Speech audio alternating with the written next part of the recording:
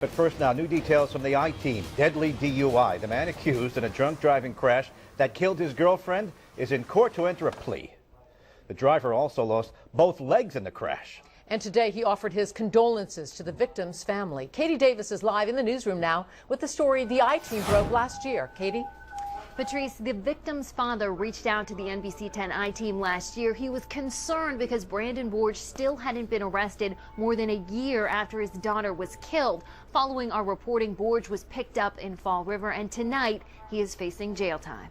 Brandon Borge facing a judge Tuesday morning more than 2 years after the fiery crash that cost him his legs and killed his girlfriend.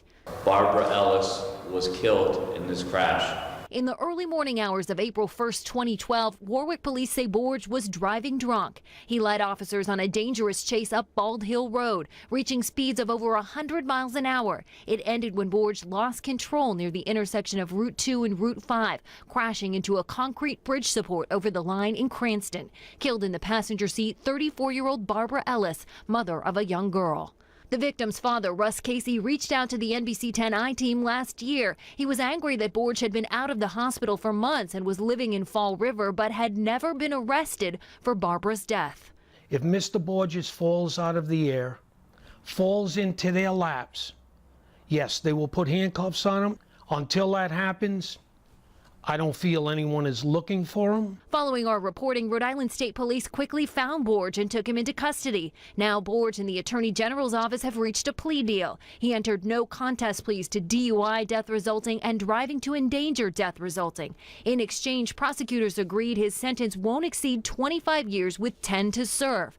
Borge spoke only briefly in the courtroom, telling the judge he doesn't remember anything from the night of the fatal crash. I don't recall the incident, Your Honor. I don't recall the police chase, being pulled over, or anything like that, which is only what I read.